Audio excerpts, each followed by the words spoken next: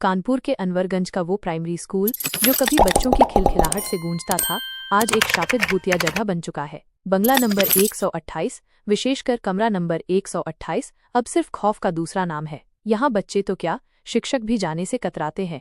School के मुख्य द्वार पर लगी पीली पड़ चुकी ज्ञान का मंदिर की पट्टी अब उपहास करती दिखती है, मानो कह रही हो कि यहाँ ज्ञान नहीं बल्कि चीखें गूंजती हैं। पिछले 3 सालों में इस स्कूल की हालत इतनी बदतर हो गई है कि रोंगटे खड़े हो जाते हैं। जिस स्कूल में कभी सैकड़ों बच्चे आते थे, अब वहाँ गिनती के बच्चे ही आते हैं और सूरज ढलते ही पूरे परिसर में मौत जैसा सन्नाटा छा जाता है। हर खिड़की, हर दरवाजा एक अनकही चीख दबाए बैठा लगता है। बच्चों की संख्या में भारी गिरावट के कारण कई शिक्षकों का तबादला भी करना पड़ा है। जो शिक्षक बचे हैं वे रात में डरावने सपने देखते हैं। बंद कमरे में घूमती परछाइयां, बच्चों की डरावनी फुसफुसाहट और अचानक तेज होती दिल की धड़कनें। स्कूल की पुरानी शिक्षिका रजनी गुप्ता, जिनकी आंखों में आज भी उस जगह का डर साफ झलकता है, बताती हैं कि ये सब कुछ साल पहले शुरू हुआ जब स्कूल के एक कर्मचारी की पत्नी ने ठीक कमरा नंबर 128 के अंदर फांसी लगाकर आत्महत्या कर ली थी। उनकी मृत्यु के बाद स्कूल में सब कुछ बदल गया। हवा में एक अजीब सी उदासी और बेचैनी घुल गई, मानो स्कूल की आत्मा ही मुरझा गई हो। रजनी मैम कांपते हुए बताती हैं, उस घटना के कुछ ही समय बाद स्कूल के कुछ बच्चे अचानक तेज बुखार से बीमार पड़ने लगे, लेकिन किसी भी दवा का उन पर कोई असर नहीं हो रहा था। उनकी आंखें डरावने सपने देखती थीं और वे रात में चीखते थे कि उन्हें कोई औरत बुला रही है।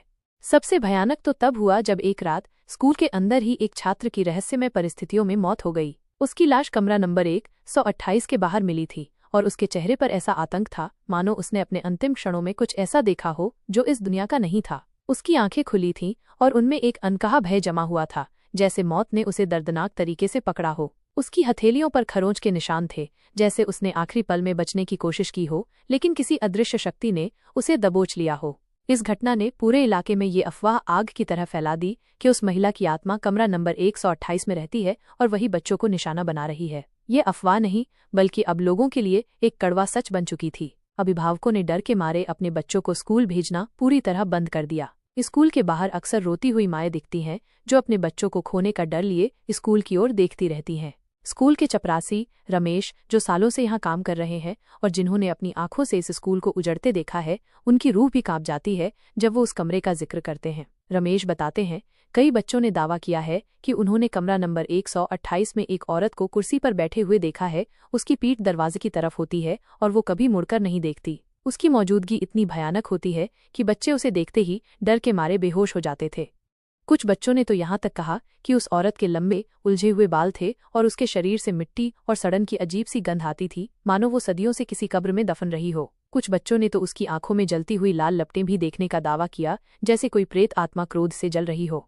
रमेश ने एक और डरावनी घटना बताई। एक बार रात में जब वो अकेले स्कूल की निगरानी कर रहे थे, उन्हें कमरा नंबर 128 से सिसकियों की आवाज सुनाई दी। ये इतनी स्पष्ट थी कि मानो कोई ठीक उनके कान के पास रो रहा हो। उन्होंने हिम्मत करके दरवाजे से झांका तो उन्हें एक धुंधली सी आकृति कुर्सी पर बैठी नजर आई। जैसे ही उन्होंने टॉर्च जलाई, आकृति पलक झपकते ही गायब हो गई। लेकिन रमेश ने दावा किया कि उन्होंने कुर्सी के पास हवा में लटकती हुई एक साड़ी का पल्लू देखा था और उस कमरे में अचानक से ठंड इतनी बढ़ गई थी कि उनकी हड्डियां तक कांप उठीं। उन्हें लगा जैसे किसी ने उनकी गर्दन पर ठंडी बर्फीली उंगलियां रख दी हों और उनके कानों में एक धीमी गहरी फुसफुसाहट सुनाई दी, तुम भी यहीं रहोगे।